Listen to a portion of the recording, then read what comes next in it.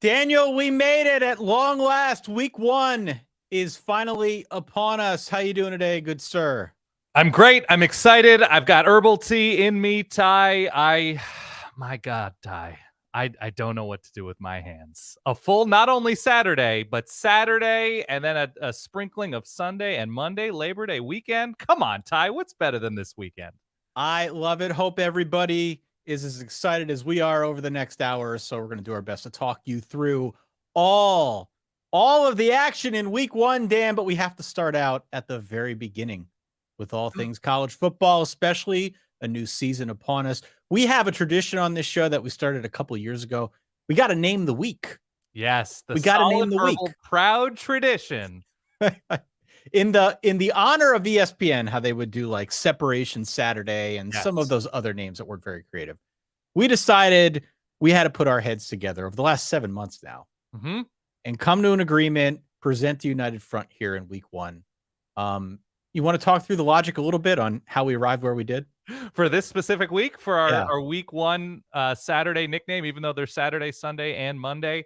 Look, you think about, I know, every single team in the country and hitting the portal and the number of new names and new faces that will be counted on either side of the ball, whether it's portal, whether it's high school guys. You absolutely know the announcers are going to say something like, well, we'll see if this new secondary can give, whoever the boost they needed. We'll see if these new tackles can protect this quarterback better. And so I think there's going to be a lot of see if conversation. So first, I had see if Saturday, but I think, we can go a step further than that. Definitely. I looked at parts of the eye, because that's what we do here on the Solid Verbal College Football Podcast. Sclera Saturday, the white of our eye. White part, yeah. The white of our eyes that serves to protect the eye, the vision, Ty. And so that's what I have here, because we're going to see if all of these new faces can change fortunes from where we were last year for a lot of us. So I have it as Sclera Saturday with a huge slate ahead of us. It is week 1. Why don't we just jump right the heck in? Do it. Wow. Early season 4. Early lock, Dan. Early lock. I don't want to get too far ahead of myself here. Dan, time, help. I need picks of the week. It is week 1. It is Sclera Saturday, Dan. I stand by it. We have to start where we're supposed to start here, too, with this. So on this show, we have a little something called the window of opportunity represented by that sound. It is a bit. It is really a public service. Every time we do a live show out amongst the Verballerhood, people thank me. They thank me for the window of opportunity. And I know it's controversial, but they thank us for doing this because what we do is we look at the schedule. We tell you where there's a window to go out and be amongst your people. Yes. Got to watch Junior's soccer game or Junior. Go see Cats with the Misses, whatever your poison. Yeah. The window of opportunity is your moment to go out and imbibe. But it is week 1. You had 7 months to plan for this. All right. Yeah, come on. So it's kind of on you if you find yourself in the odd circumstance of having to miss action at all this weekend. I mean, this is a college football holiday. I think you can go out early on Saturday until about 5 p.m. Eastern if you have to without missing too much. I obviously would not recommend that. I am not suggesting that you do that. But if you must, I would say your window of opportunity is before 5 p.m. Eastern time on Saturday. I think your window of opportunity is tonight. Get some good food, make out with somebody special, and say, I'll see you Tuesday. If they're not into college football, which how dare they? How dare they? Our picks of the week are brought to you by Verballers.com. Yes. Listen, sign up now for our weekly pick'em contest, which is also a season-long pick'em contest. It's called Run the Board. Here is the deal. The winner this week in week 1 gets a PlayStation 5, which is pretty good. Yeah? Mm-hmm. Oh, you'll take that. Even if you have one, you'll take that. The winner of the entire season gets Verballer immortality. That's also so. If you consider yourself a competitor, you got to get in now. You can play week to week if you want to. That's fine. Mm-hmm. If you're an actual competitor and you want to win the Verballer immortality that is associated with being a duly elected member of our board of trustees, then you got to play every week. Yes. Can't drop any weeks. That means this is your last chance to get in. Verballers.com if you want to play Run the Board. While you're there, you also get ad-free content. You also get bonus episodes, access to our Discord. You help keep the lights on at verballers.com. All of that stuff. But if you want to breathe that rarefied air, yeah, got to get it now, verballers.com. Okay. Starting a new segment called Big Dogs. Big Dogs. Big Dogs. Big Dogs. Week 1 is chock full of action. It is tough to figure out which games we should start with, which we shouldn't. We always have this debate behind the scenes. We decided this year we're going to take turns going back and forth, electing the 3 big dogs to lead off each of our preview episodes. And Dan, you drew the correct straw. Yes. For this week. So who is your first big dog that you'd like to discuss on this here week 1 preview episode? Yeah, these are our 3 biggest matchups of the week from 3 different windows. Obviously, there's a number of windows this week. I think we're going to start here, Ty, with the matchup that immediately gets us 2 top 10 opponents squaring off against each other. That'd be LSU as field goal-ish, 2.5 point-ish favorites facing off against Florida State Sunday night, 7:30 p.m. Eastern in Orlando, which, by the way, finds itself not in the direct path, but it's going to be affected by weather. We got a category 4 at the time of recording. Got a pretty significant weather event in a hurricane hitting the Gulf Coast of Florida. This one is sort of the Great Dane of week 1, if we're going to continue with the dog analogy. Okay. We're recording this on Wednesday at noon, obviously live on YouTube for those of you who are watching. Live.com. Yes. Can't make it this week. Come on out next week, Wednesday at noon. We're going to do this every Wednesday. 76% of the bets right now, and 83% of the money is on LSU. Okay. Notably, LSU tackle Mason Smith won't play in this game because of a 1-game suspension from the NCAA, NIL related or pre-NIL related. It's kind of BS, to be honest with you. I agree. Kind of BS. He has a bum ankle as well, but all the same, yeah, it's kind of garbage. When we did our conference previews weeks ago now, 6 weeks ago, whatever it was, you were assigned both LSU and Florida State. We both looked into them because obviously they're top 10 caliber teams, but you did the deeper dive of both. Mm-hmm. What is the case for LSU in this game? What is the case for Florida State in this game? Well, look, LSU top to bottom has become so much better than even where they were last year when they played this game, and they played each other to basically a dead heat. If you remember, the special teams miscues are what doomed LSU in this matchup last year. And so to me, the story with LSU is the offensive line has been completely rebuilt and might be the strongest unit on this team, if not on the field. This LSU offensive line is quite good. Right. You're getting more pop out of receiver. They've recruited quite well there. The running back situation isn't great, but Jaden Daniels provides continuity. And then on defense, outside of Mason Smith, it's Jordan Jefferson, familiar name, different guy though, transferring in from West Virginia. So he'll take his place, presumably, on the defensive line. And then, new corners from the portal for LSU. And then, look, the story of stories for LSU, above all of that, is they have the most dangerous wrecking ball in the country, Harold Perkins, Harry Perky, we call him. And so the case for LSU in this specific game is Jaden Daniels plus an aggressive, stifling defense, plus an offensive line that should keep him upright. And everybody claims that LSU is going to be more vertical and take more chances, that there is just too much speed in too many places for Florida State to handle. That's the case for LSU. What about Florida State? The case for Florida State is, to me, slightly, by the razor thinnest of margins, slightly more easier, because I think I give the edge to Florida State here. And I give the edge to Florida State. And it's not a Mason Smith thing. LSU has a bunch of good defensive linemen. It's Florida State at the moment has slightly more ways to beat LSU than vice versa, in my mind, because of the rushing attack, because of how dangerous Trey Benson will continue to be this year, one of the best handful of running backs in the nation. The addition of Keon Coleman alongside Johnny Wilson at receiver. I think the Florida State offense is just a little bit too lethal. LSU counting on 2 new starting corners from the portal, one from Syracuse, one from, I believe, Southeastern Louisiana, Zy Alexander, that there is something that I think is a little bit more winter wondery, guys that you could perform in January to Florida State. And so I am just a little bit more keen on Florida State's offense, more keen, Jared Verse and the Florida State, especially that defensive line right now, that I think that's the combination. Obviously, there's a reason this is a 2.5-point game, in the desert.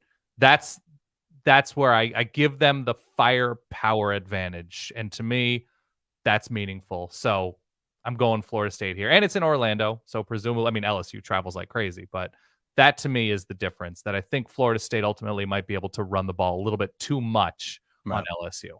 Yeah, look, this one's basically a pick 'em. It's 2.5-point spread. Yeah. You got to forget the spread. Throw the spread out. Throw the spread out. Yeah, it's who you like more. Both teams last year won 10 games. Both got better in the offseason, which I think is notable. I just like Florida State more. I agree with you. Pretty much the entire starting lineup is back.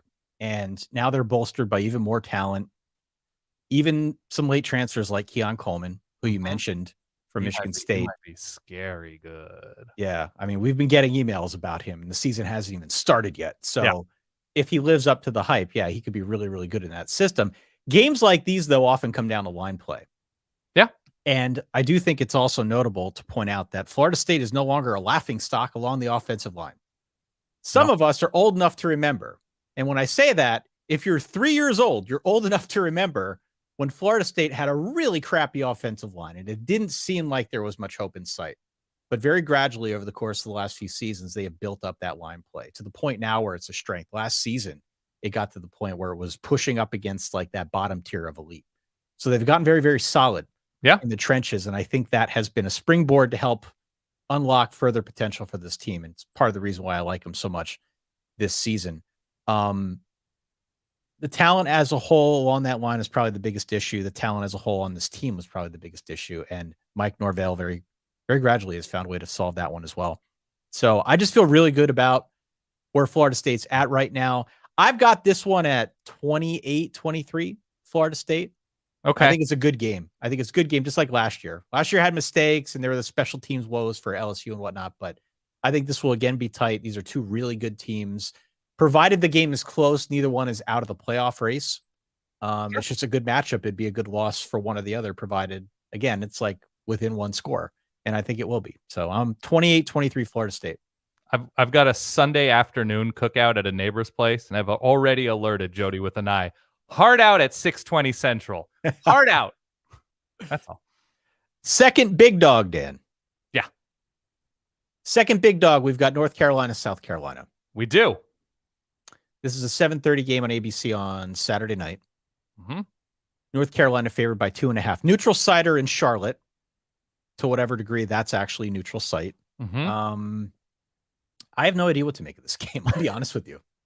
So, okay, can I simplify things for you? I would love that. I would appreciate that. As a simple person. Looked at both of these teams. Obviously, concerns about North Carolina on both sides of the ball, in that they lose offensive coordinator, in that they lost their secondary, in that as the season progressed last year, North Carolina's defense really faded. And they actually did a pretty good job, all things considered, against Oregon in the bowl game. Got a couple of decent linebackers to me. Happy to be proven wrong with an overhauled North Carolina season on defense, but it doesn't appear that we're heading in that direction. South Carolina, new offensive coordinator, lost some key weapons. Juice Wells back, but Marshawn Lloyd, Jaheim Bell, we didn't even mention his name in the Florida State preview, and probably should have, because he's a terrific football player. And then South Carolina up front on defense is not in a great place, but the secondary has been pretty good.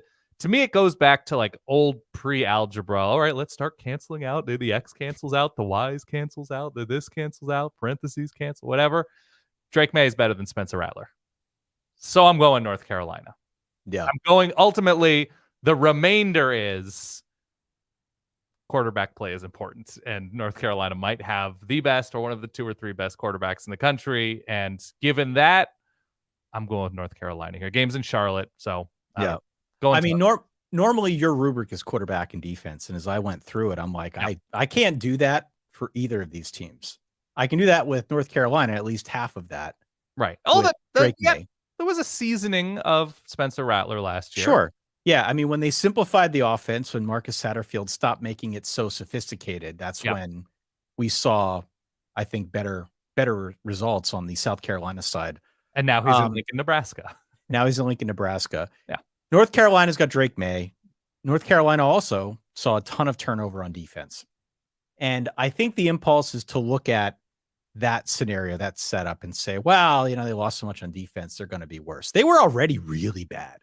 Yeah. So I don't know if new names makes them any better or worse. I guess the question is, does it matter to you? Does it matter to anyone? Does it matter to them that there are going to be new names, especially at the back half of that defense?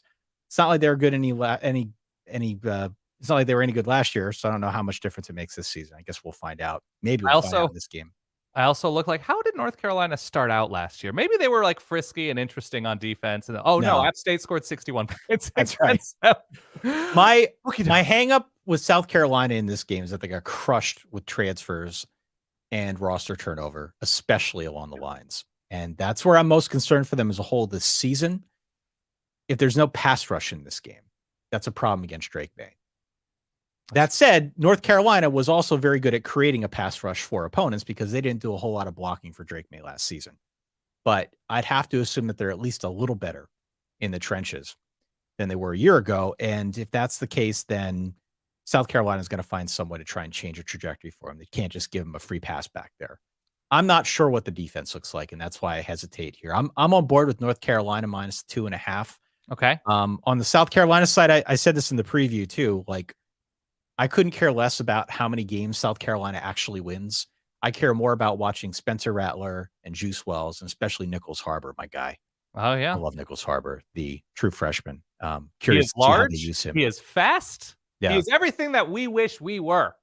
34-30 North Carolina for me. I think we agree on that. Oh, this is scary. 2 for 2 in agreements. Third big dog.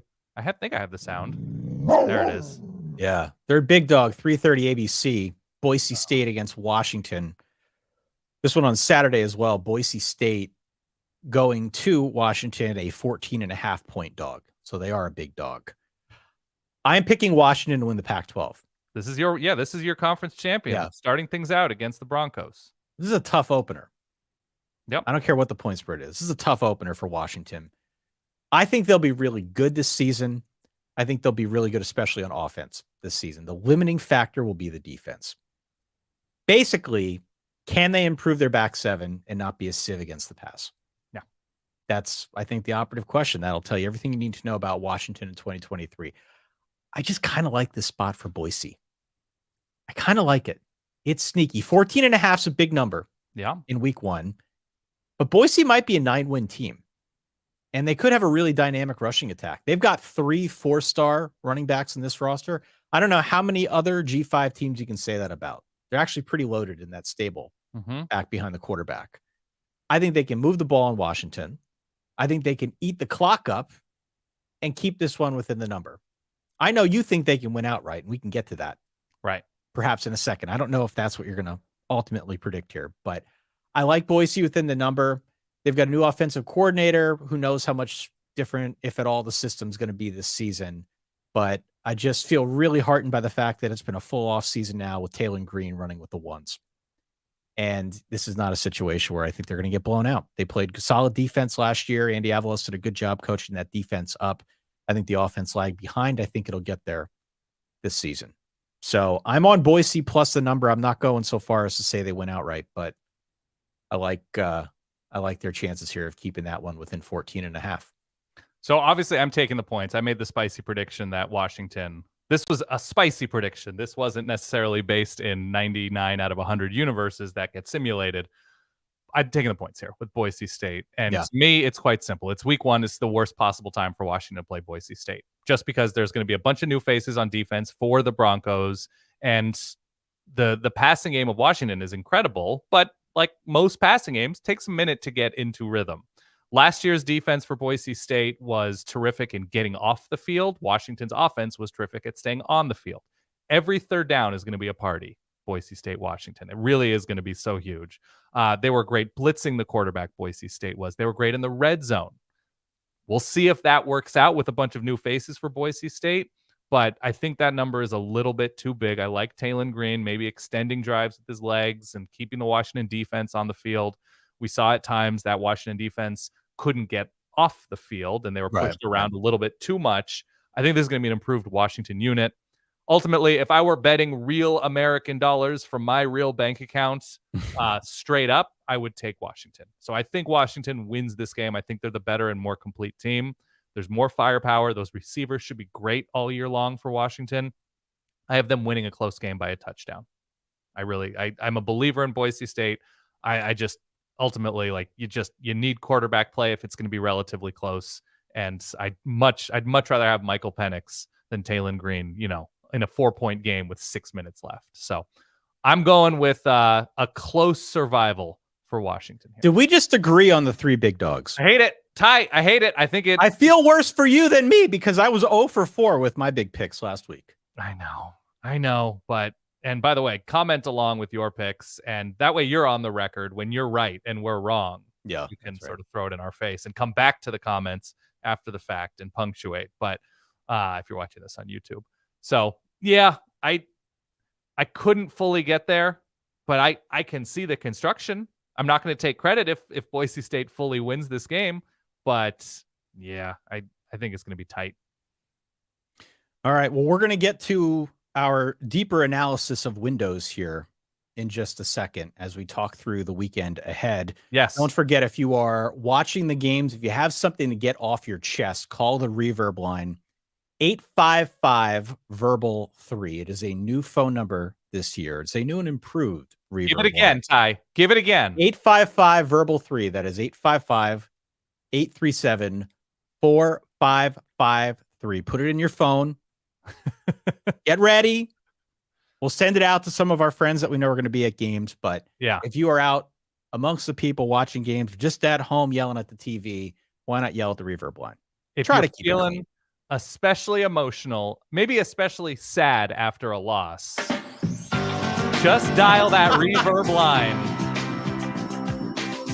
I love the sad Fox music. I love it so much. All right. Shall we get to our early window, Dan? Yes, early windows. Let's get to our early games here, shall we? Yeah. So we tend to go in a little bit of a goofy order because many folks are listening to this on Wednesday, watching this on Wednesday, may not get to it until later in the day on Thursday. So we actually saved the Thursday and Friday games for last, and we're going to start on Saturday with some of the most notable games. We'll kind of go around the horn here in any particular order. The most interesting game, I'm glad you played the Fox music. The most interesting game in the universe per Fox Sports is Colorado at TCU. TCU favored by 21 points. This one's high noon on Fox. Again on Saturday. Coach Prime's first game with Colorado, Dan. Indeed. On the road against last year's Cinderella, the national runner-up TCU Horned Frogs. There has been so much talk about Colorado's roster turnover this season, but probably not enough about TCU's. TCU is last in returning production on offense. Max Duggan is gone. I saw he just got waived by whoever drafted him. Oh, their top 2 backs are gone. Their top 3 receivers, their top 2 linemen, all those guys are gone. Now, they did plug the gaps pretty nicely via the transfer portal, but there is a lot new for the Horned Frogs, including the coordinator, the offensive coordinator, Kendall Briles, who replaces Garrett Riley, who we'll talk about a little bit later on. He went over to Clemson. I tend to trust that Sonny Dykes and Kendall Briles, I can't say his name for some reason today, will build a solid offense. I think Chandler Morris will be fun. Probably have a little bit of Baker Mayfield in him, if I'm not stretching too much there. Yeah. What worries me, especially with this point spread, is that Colorado's a black box, man. Like, you know what this is. Colorado's that one piece at a time song by Johnny Cash, where every bit of them is new. And every bit of them is plugged into this man-made contraption. They've got a lot of disparate parts. Mm-hmm. And we have no idea what's going to happen when Dion turns that key. We have no idea if they're going to look competent, if they're going to be all over the place. I tended to see, as I went through my normal course of study here in the preseason, my attitude on Colorado getting better with each little snippet that I read. And I think I trust in this team more than I'm comfortable saying aloud. I cannot resist my curiosity, so I'm going to go Colorado plus 21. Is this just sort of the waves? This is the sine wave of the offseason, right? Where you're just like, at a certain point, you're going to say, I'm out on Colorado. Oh, it'll happen probably in week 4, but but I'm saying 6 weeks later in mid-June or in early July, you're like, well, Colorado. And it's just such a long offseason that you can have an internal dialogue about so many things and just waver completely. And I think some combination, excuse me, of a speed bump for TCU. Yeah. And Colorado looking competent. Gets them within the number. Plus 21 is a big number, especially with a clock that goes a lot quicker this year. That's true. Colorado plus 21 for me. Yeah, I think if you got to put Colorado in a box and say, look, they're a wild card and they're probably going to do some good things and they're probably going to do some bad things, and we'll see. We just have no idea. Nobody has any idea other than people inside in Boulder, I suppose. It just comes down to what you think about TCU. And so the game is in Fort Worth. TCU, as you mentioned, hit the portal impressively, and they've still got a good amount of speed on offense, even if they're down a couple of key dudes, namely Max Duggan, Quentin Johnston from last year. I think I trust TCU more to the tune of 21. I'm going to say yes. I'm going to say yes because I look at Colorado as an experiment, and to play a good team, which I believe TCU to be relatively closely, means you probably should be more close to fully formed. And I just don't think Colorado is there in week 1. So I'm taking the Frogs here. I'm taking the Frogs to win by 24, something like 44-20, 44-17, somewhere in that range. We disagree. Finally. We disagree. Some other games in this early window on Saturday. We've got Virginia at Tennessee. They're playing in Nashville. Tennessee is a 28-point favorite. We've got ECU, East Carolina, at Michigan. Michigan is a 36-point home favorite. The game's on Peacock now. Remember, Big Ten is on NBC these days. Do you have Peacock? Do you have it? Have you signed up yet? I got it through Mama H's password. Oh, good. Smart. Yeah, I didn't. Oh, sorry. I'm not supposed to say that. Everybody be cool. Yeah. Also, Arkansas State at Oklahoma. Oklahoma also a 36-point home favorite. Okay. Utah State at Iowa. Iowa is a 24-point favorite. Big Ten Network, we got Fresno at Purdue. Purdue only a 4-point home favorite. I think that could be a interesting game. What else we got here? Ball State at Kentucky. Kentucky favored by 26.5. And what else? 2 o'clock, ESPN Plus. We've got Mercer at Ole Miss, Dan. Which of those games is of interest to you? Other than all of them, but most interest to you. Okay, so in terms of competition, Fresno State, Purdue on Big Ten Network. Mikey Keene, Hudson Card. Saturday. Was Mikey Keene named the starter? Was he named the starter? Yeah. Oh. Mikey Keene. Mikey Keene's team, Dan. Not Logan Fife. Okay. I have Fresno State winning that game because there is a part of me that you look at a grizzled, older, successful coach and a brand new young coach. I'm going to give the nod to Jeff Tedford and Fresno State being the presumed favorites in the Mountain West. And I don't know if I fully trust where Purdue is going on either side of the ball at the moment. I still like the Ryan Walters hire, but again, it's week 1 of a new coach, a younger coach. And so I'm not there yet just because I think Ryan Walters is still going to be finding a rhythm as a head coach. So I'm going with Fresno State there just because of that factor. That seems to be the most competitive in that window. Yeah, I'm on Fresno plus 4 as well. Yeah, I think you were going to mention Tennessee, Virginia. Yes. At first glance is interesting to me because Virginia took a nice step forward last year on defense. They were one of the best teams in the nation for whatever it's worth at stopping bigger pass plays, and certainly that's what Tennessee's MO is now with Joe Milton. But you also need to score to stay within that's the problem. Touchdowns. And look, I'm not crazy about big point spreads in week 1. Same. I think I learned a little bit from week 0, and the new clock rules kind of weird me out. I just don't know how Virginia is keeping pace. They could be a full-on disaster on offense this season. Obviously, that's a problem when you got Tennessee in week 1. I just don't know how they're keeping pace. So if Tennessee scores 45 points, are you trusting Virginia to get to 17? I'm not. Virginia's offense feels like if you went to one of the depth chart sites like our lads, that there's going to be 2 to 3 players listed just by first name. It's like, who's starting at left tackle? Mike. Darren. Who's starting at quarterback? Ty's cousin Brad. That's where Virginia is at offensively on this roster. So yeah, Darren's starting at left tackle. So yeah, I think Tennessee, and you mentioned the new clock rules, Tennessee is going to be one of those teams that if they are as explosive as they've been these past couple of years, that it won't affect them as much because they can score super quick. They can score. Michigan, again, 36-point favorite. Jim Harbaugh is going to be sitting this one out. I don't know if you had a chance to see the coach rotation that they're going to deploy here for the first 3 games.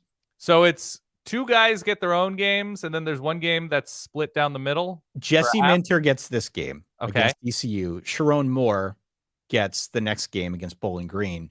And then in UNLV, it's going to be Jay Harbaugh in the first half, and then a combination of Mike Hart and Sharon Moore in the second half. Interesting. I don't know if that's good or bad.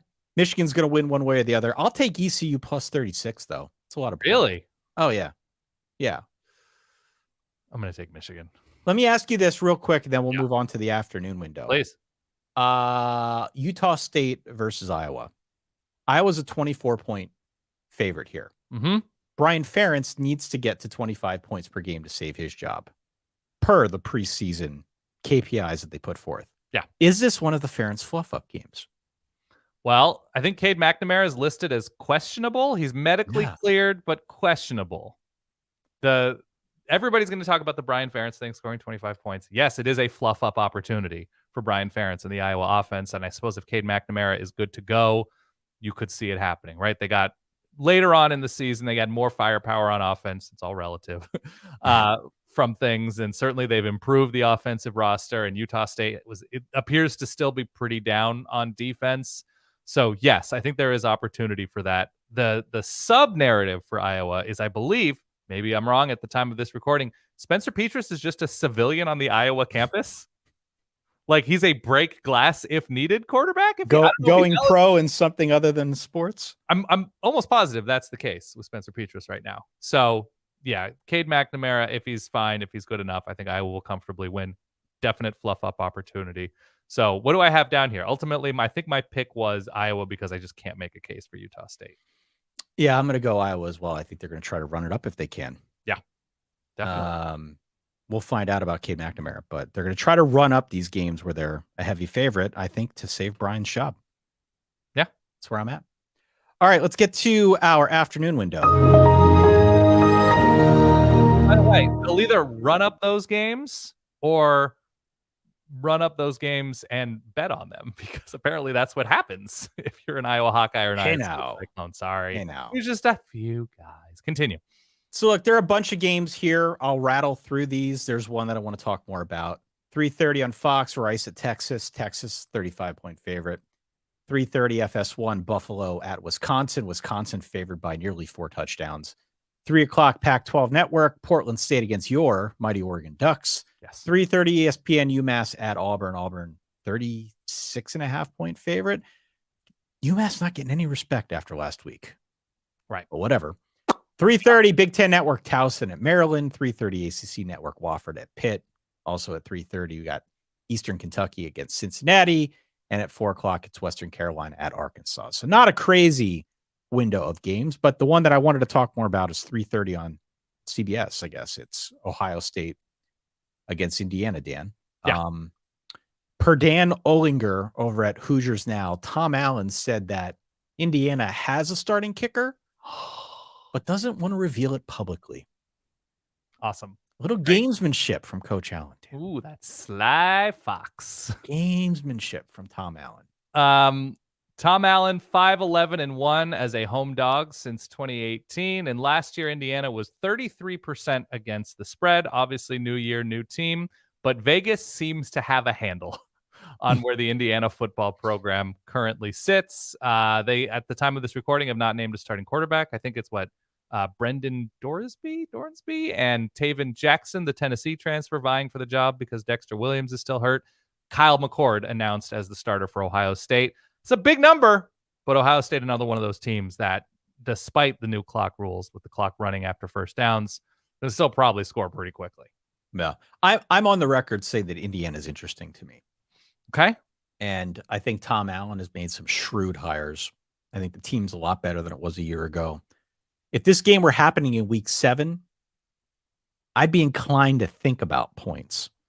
My issue in week 1 is that this is an entirely rebuilt secondary, and I think Kyle McCord could throw for 4 touchdowns lefty. So, yeah, Ohio State, whatever, minus whatever.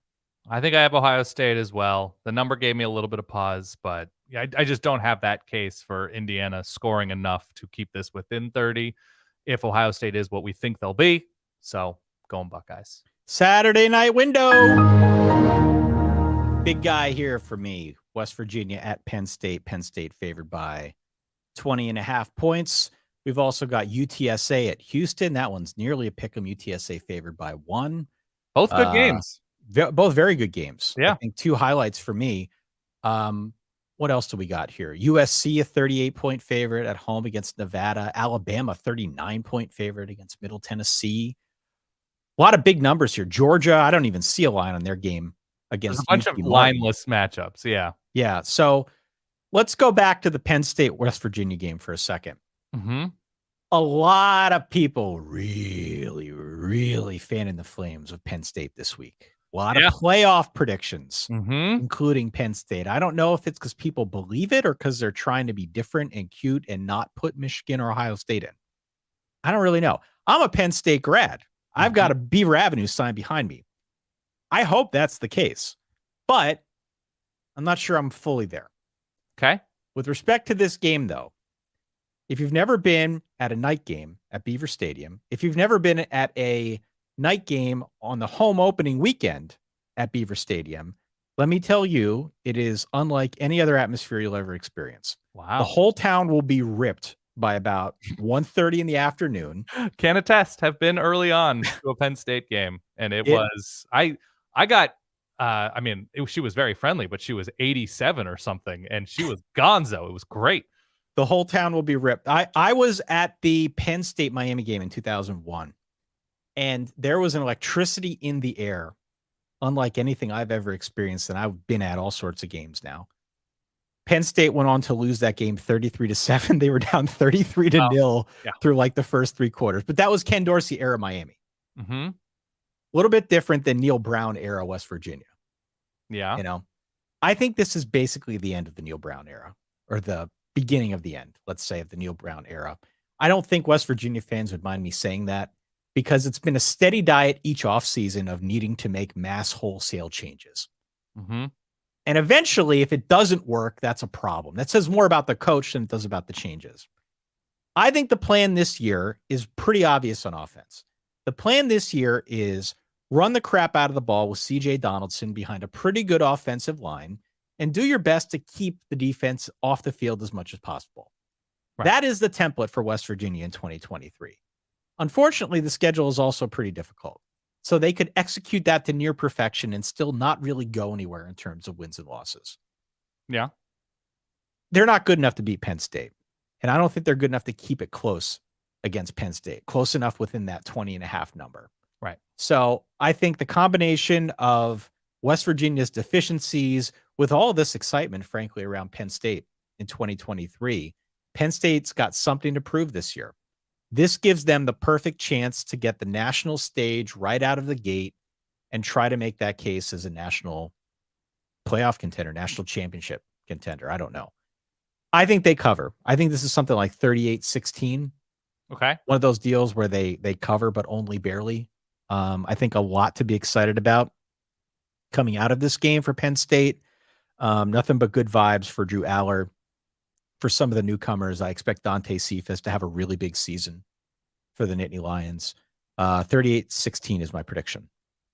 Yeah, I'm taking Penn State as well. I think if West Virginia had a better offense, look, they'll have a better offense this year, but a better offense than what I think they're going to have this year. It becomes more interesting to me. Obviously, JT Daniels moving along again. His third stop now is going to be at Rice. Sidebar.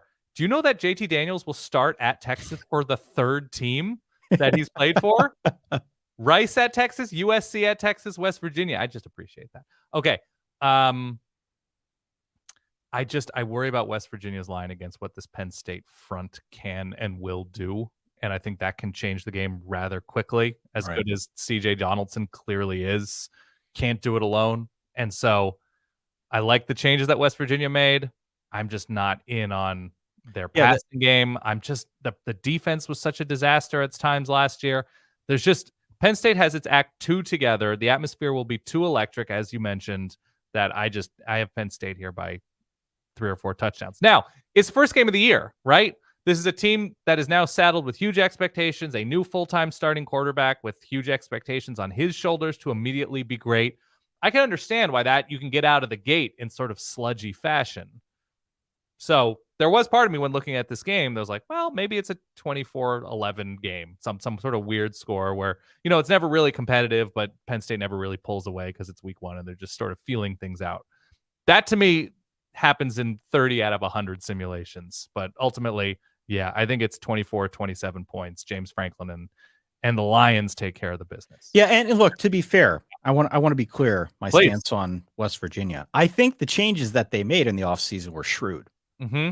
I think they did the right thing. I think they are doing the right thing by steering into what they are truly good at, and that's running the football. They just don't have enough variety. Right. They don't have enough variety, and they don't have the defense to hold down Penn State. Yeah. And so that's why I've got Penn State to cover at home. But I agree with you. I mean, there could be some week 1 jitters. There could be some week 1 confusion.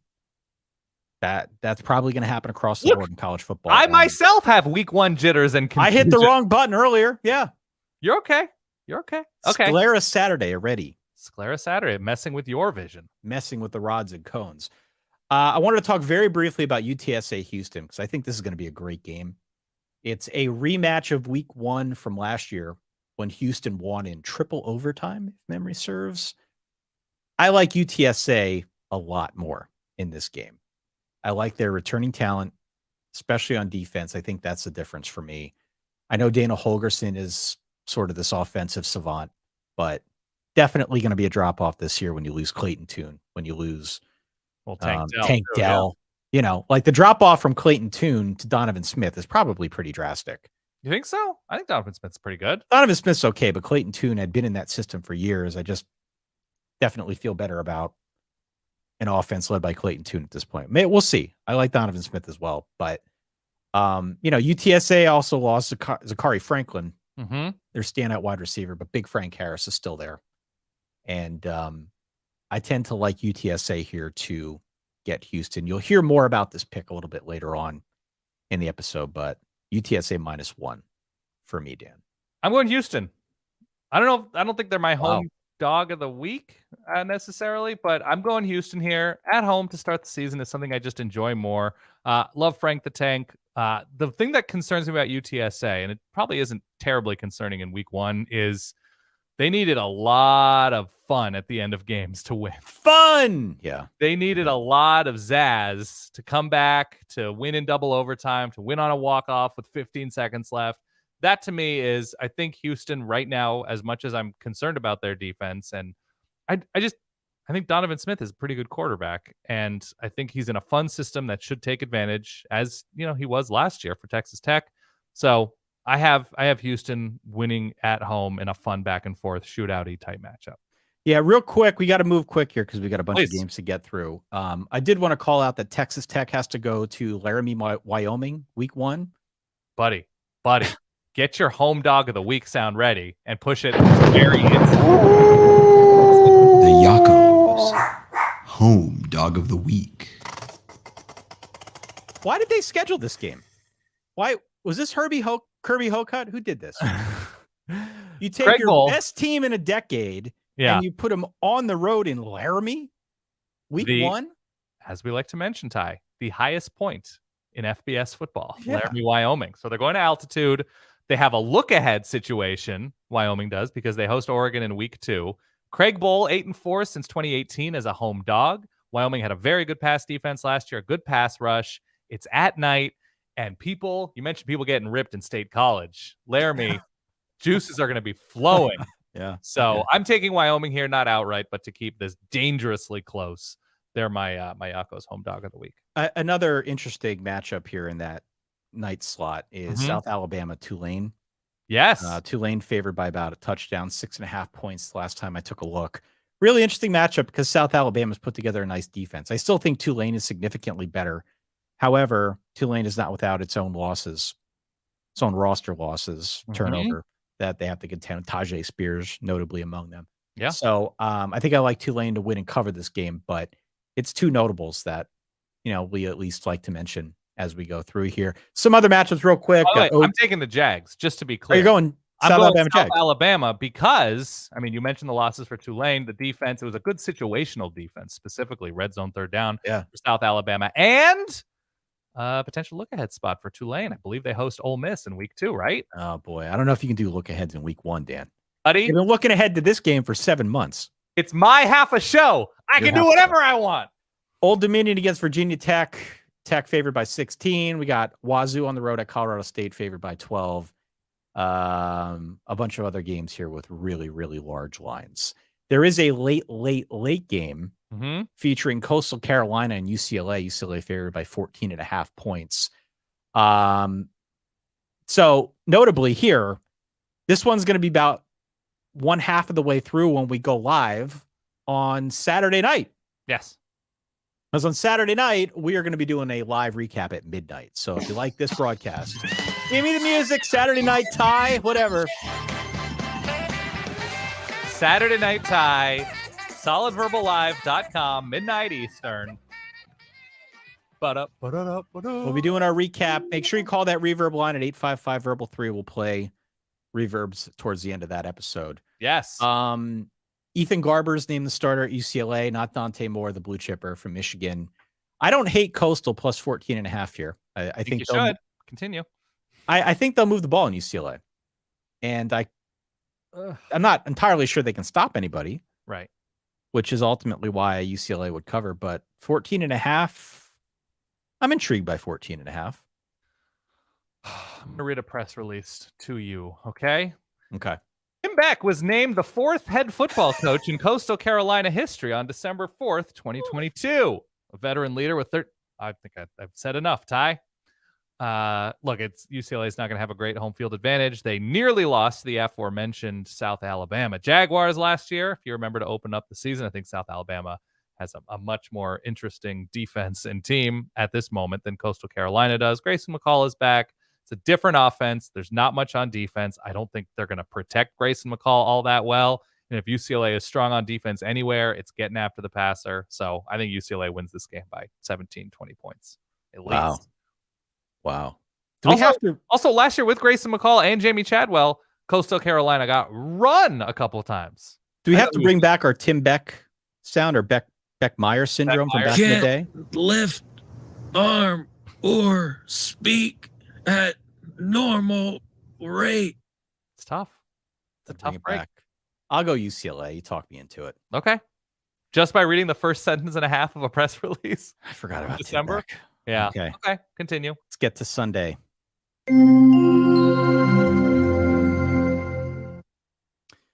All right. Sunday and Monday. Let's combine them into one. Yeah. A lot of games. We already talked about the Florida State LSU game. We've got Oregon State minus 16.5 on the road at San Jose State. We saw San Jose State last week against USC. We've also got Northwestern against Rutgers. Rutgers home favorite by 6.5 points. We don't need to go into any drastic detail about either of those two games. We can if you want, of course, but let's go back over to Monday and talk about Clemson Duke, since that I think is a much more notable matchup. 8 p.m. on Monday, ESPN. Clemson on the road favored by 13 points, Dan. Yeah, I'm taking Duke. Why are you taking Duke? They have a good quarterback. They have a good head coach. They return enough along that defensive line. And look, the defense wasn't terrific last year, but much, much improved. You have receivers back for Riley Leonard. I just think Clemson is in a moment where, to me, just like, show me that you're ready to correct the things. Let's see the sclera. Let's see the sclera, Dabo. It's Dabo. Sclera Monday to me as well. I think Duke is a quality team. We saw Clemson come out last year. I know they won the game by 31 points. So if you bet on Clemson, you win it against Georgia Tech, but they look sluggish, different quarterback, different year, different team. Totally correct. But I think Duke is quality. This is exactly if you are Duke when you want to get Clemson when they have not yet come into a rhythm. And I already saw Dabo complain that it takes too long to walk from the field to the locker room at halftime. And so it's really annoying because you don't have any time because guys are using the restroom and just getting acclimated and you don't really have time to sit down and figure things out. So I don't know. I took that as a sign from the universe to feel good about Duke. We'll see. Wow. But this is the time. This is the time. A macular Monday.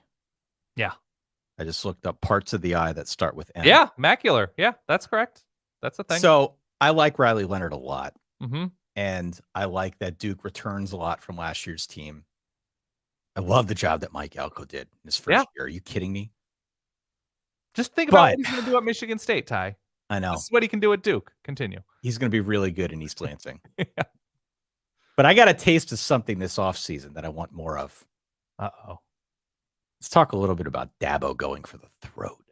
You like this. Okay. The Garrett Riley factor. Getting rid of Brandon Streeter, one of his own. Cutting him out of the Clemson womb. Oh, God. Replacing him with Garrett Riley. Yeah. Sort of a diabolical hire, man. I am ready for more dark Dabo this season. Okay. Like he's going full Pedro Serrano, doing the voodoo. Well, he's got to grow the goatee, right? That like grow the goatee. Dark timeline Dabo. Yeah, I like that. If he did that, he'd be 100% more likable. I would put $1,000 if Dabo grew a goatee, as heinous as 99.9% of goatees are. If he grew a mustache, if he did something, if Dabo just ran down Howard's Rock, ran down the hill, and with a new facial hair reveal, oh yeah, $1,000 on Clemson to win the national championship. Absolutely. I'm heavy on Clemson here. Okay. Lock of the week. And I want to emphasize this. Clemson's favored by 13 points. It was 12.5 until recently. Okay. Clemson winning by 14 points does not mean that they're blowing Duke out. It's a comfortable win against a team that they should beat comfortably if they're near as good as everyone thinks they are. Mm-hmm. Because they've got more talent across the board. Their defense should be one of the best defenses in college football. And though Duke was a great story last season, the schedule gets very, very difficult this year. It's almost doing a 180 as compared to where they were last year when they played like the 5 worst ACC teams. It's going to be very difficult for Duke and Mike Elko. I still think they'll perform admirably, but minus 13 is too few. Give me the Tigers. Too few. Too few. We disagree. I like disagreeing with you. Continue. Shall we go to our Thursday?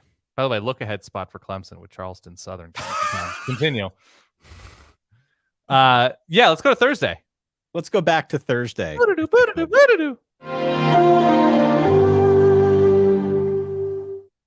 Couple big games here. Florida, Utah. I'm surprised you didn't pick Florida, Utah as one of the big dogs. It makes sense because it's Thursday and we like to give ourselves a little bit more runway for the Thursday games. Yeah. So that people don't hear it and then tune out. Yes. Immediately after hearing how wrong we are in predicting that matchup. Yeah. 8 p.m. Florida at Utah. Utah favored by 4.5 points. Some big time line movement on this one. Opened at 8. Now it's come all the way down to 4.5. I saw it at 4 in a couple spots at time of recording. The drop seems to be due to Cam Rising's health and his status. Right now, he's listed as the QB1 on the depth chart, but it does appear as if he's going to be a game time decision. If it's not Cam Rising, it's Bryson Barnes or Nate Johnson. Kyle Whittingham likes Nate Johnson a lot. He said we're going to see him one way or another. They've got packages drawn up for him. But the Cam Rising factor looms pretty large here in how you feel about this game, Dan, and how I feel about this game. Yeah. How concerned are you about this Cam Rising situation? Medium warm. Something in there, lukewarm concern. I think he's going to be fine this season ultimately, but the first game of the year, look, they're back-to-back Pac-12 champs, and Florida's a big game. I think they have Baylor week 2 early on in September. They have Baylor as well on the road, but I don't think they're going to do anything given his loyalty to the program. I don't know if you saw that.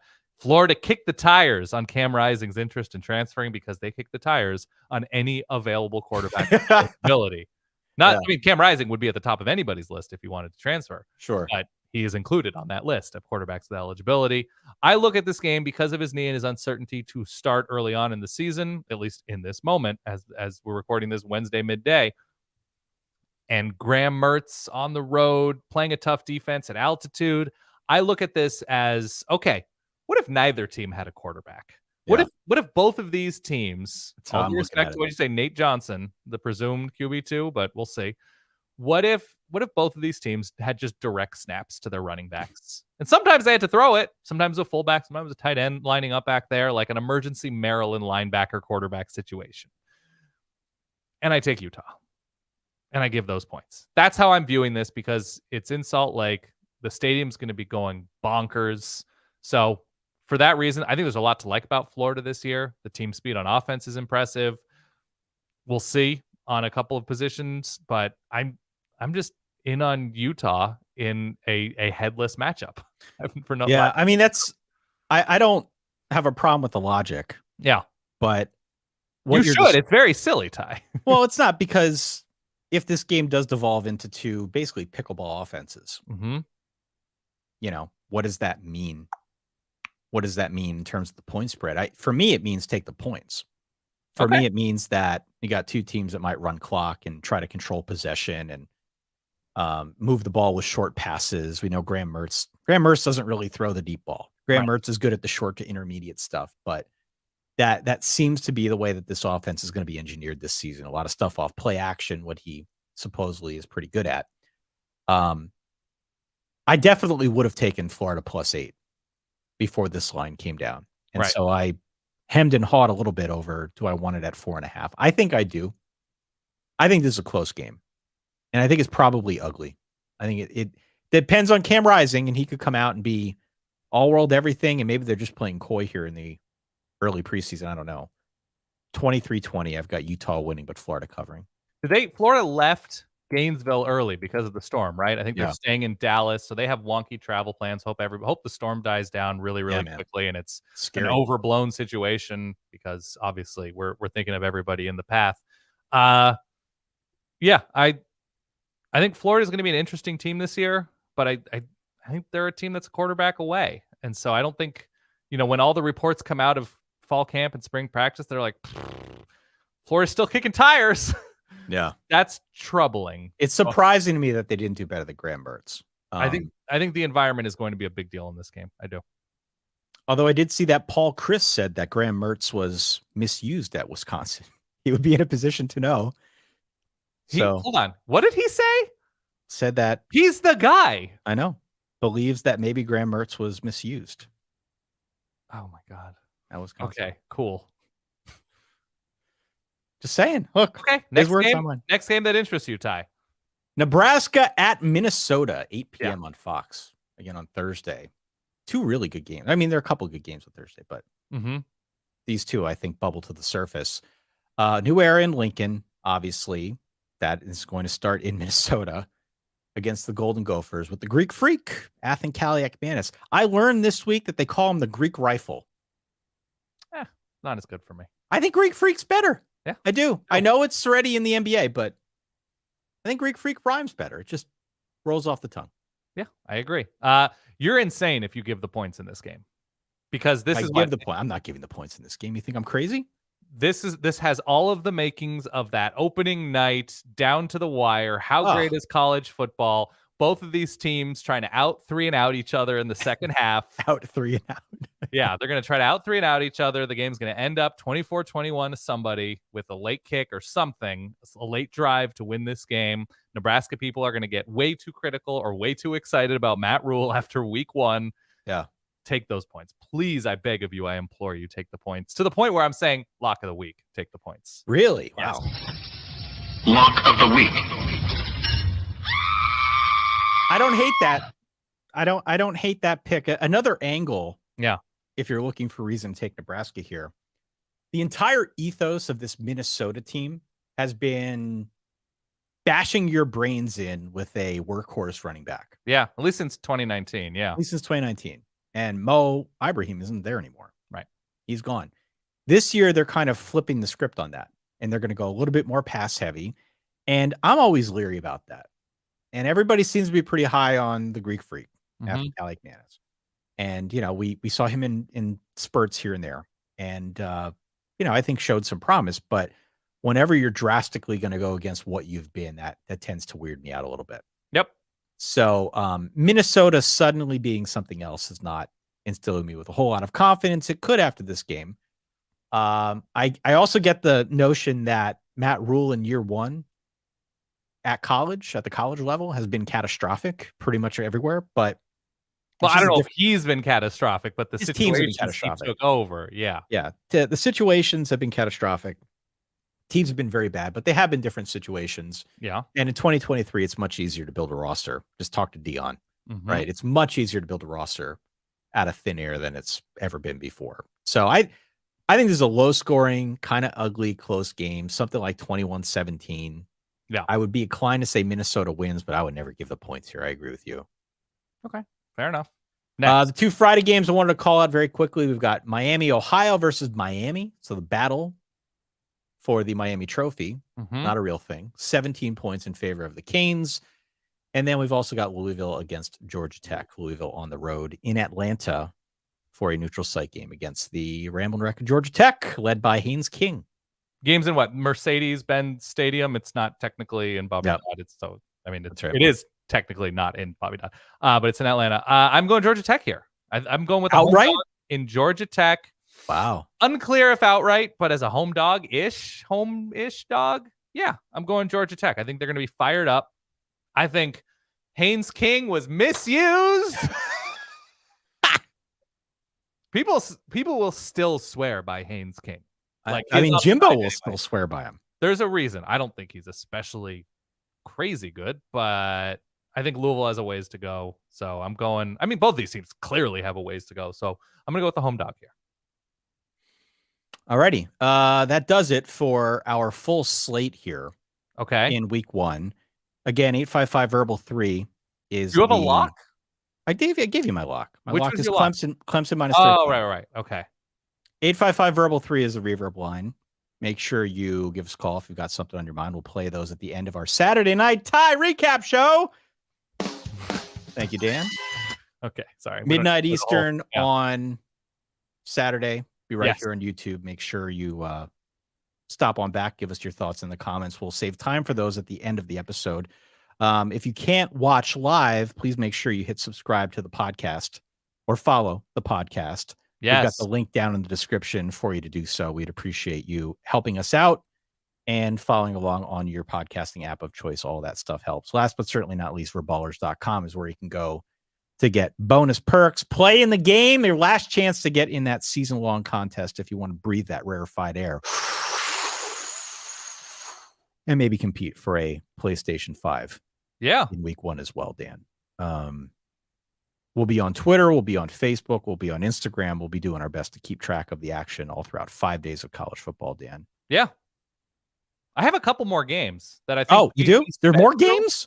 More games. Okay. So the Brewers, no.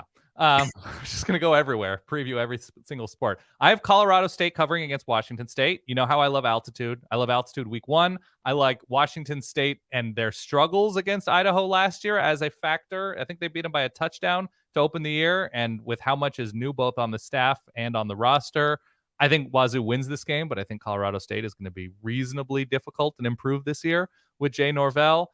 I have ODU covering against Virginia Tech. I have that one. I would be inclined. There's no way I would lay 16 points.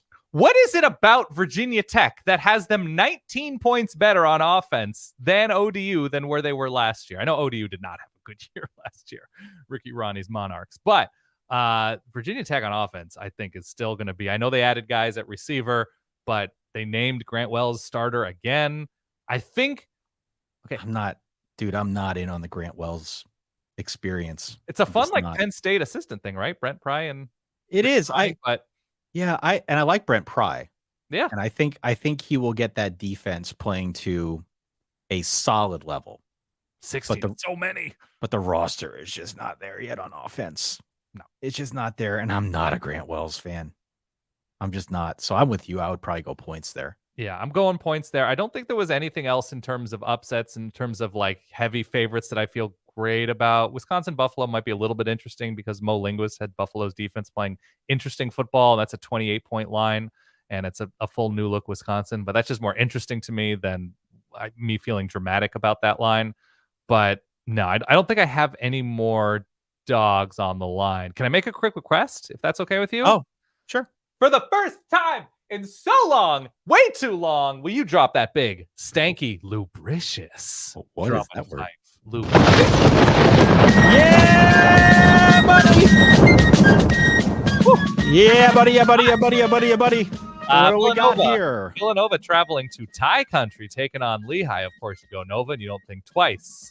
You got Nova or Lehigh? I'm going Villanova. You're going Villanova. Lehigh's dead to me. Marist, Georgetown. Of course, you don't just waltz into the Hornets' nest that is multi-sport field, no matter Cooper Field, they tell me. ESPN says Cooper Field. Yeah. Take Georgetown big.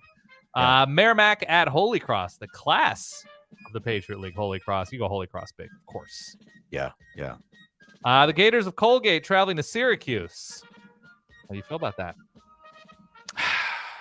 I'm inclined to go Syracuse, but I don't feel good about it. Yeah, I'm going Syracuse big. Sorry, Gators. Bucknell at James Madison. JMU. Come on, Ty. We feel good about the whatever JMU. I feel good about the Maddies in this one. Yeah. I'm still not a Nelly at heart, even though I picked them a few times last year. Dukes. Sorry. Yeah. Dukes of James Madison. Next, Sacred Heart hosting Lafayette. Lafayette is going to run Sacred Heart. Run them. How about that, Ty? Wagner and Fordham. Yeah. It's a battle of boroughs. The Bronx again. Isn't Wagner on Staten Island? I have no idea where Wagner is. You could tell me literally any state in the union. Wagner is, I think it's Staten Island. Yeah. Liberal Arts College on Staten Island. Seahawks. Wagner or Fordham? I'll go Fordham. I got to go Fordham. Didn't Fordham play last week? I think it was Fordham who played. Is Fordham 1-0? Fordham's 1-0, yeah. Or 0-1. I believe they're 0-1. Okay. Yeah. That's the Pat League. They obviously don't begin league play for a little while, but that's a full slate, Ty.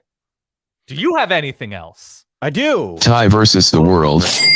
Diverse, le monde, el mundo, sekai, świat. Ty versus the world. Presented by DraftKings Sportsbook. Ty versus the world, presented by DraftKings Sportsbook. 0-4 last week, Dan. Not a good way to get things started. Oh, your picks were 0-4, but your parlay was pretty good. My parlay missed by like 1.5 points. Yeah. If USC could have gotten its damn defense together, we'd be rolling in dough here, feeling good. Good vibrations going into week 1. But week 0 doesn't even count. So we're starting anew here. Well, you took week 1. You took the week 0 name to heart. You go 0-4 in week 0. Yeah. I know, I did. But week 1, I'm very excited. I'm feeling good about these picks. Pick number 1, Boise State. Okay. Plus the 14.5. I'm going to circle back to that pick. It's one that you and I agree on. Yes. I'm in. UTSA -1. I like the spreads in week 1, especially when you don't got to lay like 14.5 points. A lot of big lines in week 1. I like the ones that are minute. And this is one of those. I like UTSA. I said that earlier, more than Houston. I'm obviously in on Clemson -13. That's my lock of the week. Pretty fond of Clemson in this matchup. And I said I'd come back to this, but Northwestern is on the road week 1 against Rutgers. Now, listen. I am not crazy about either of these teams. Mm-hmm. But given the offseason that Northwestern had and all of the distractions surrounding that program, we have no idea what they're going to look like.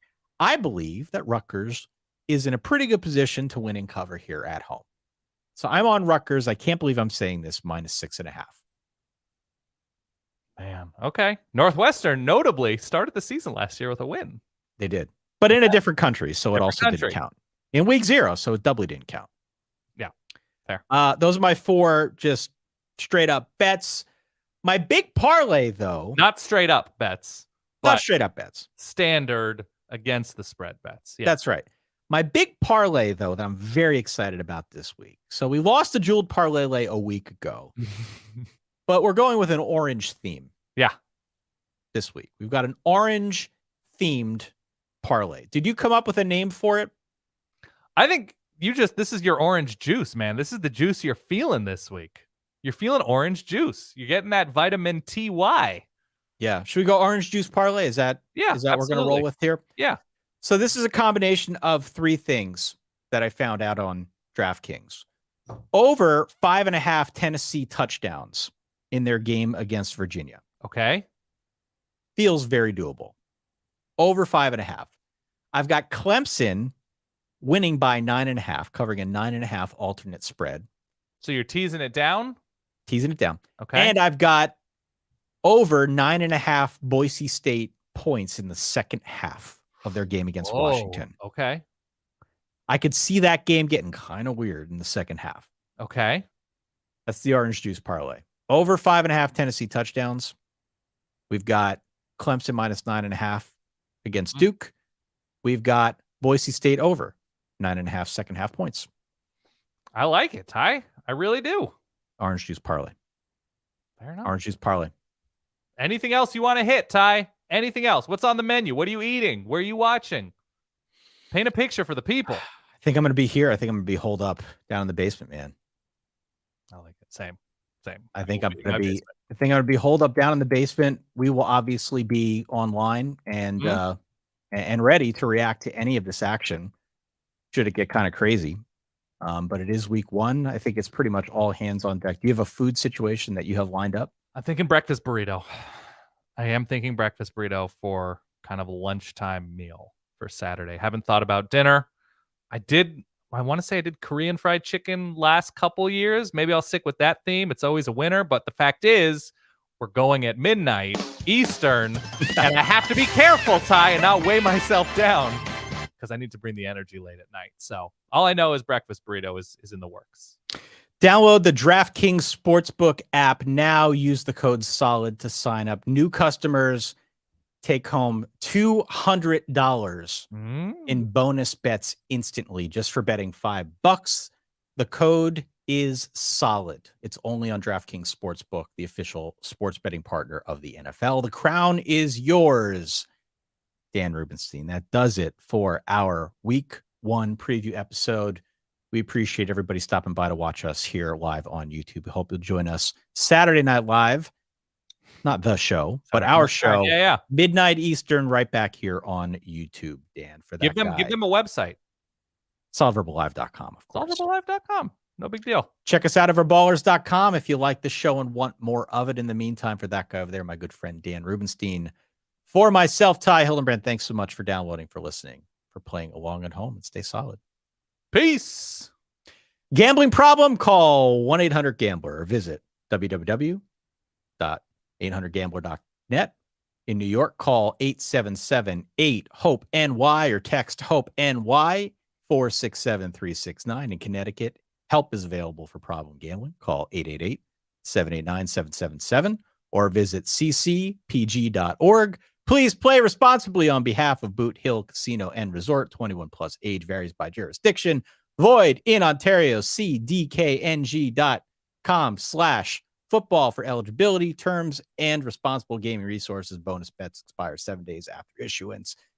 Eligibility and deposit restrictions apply.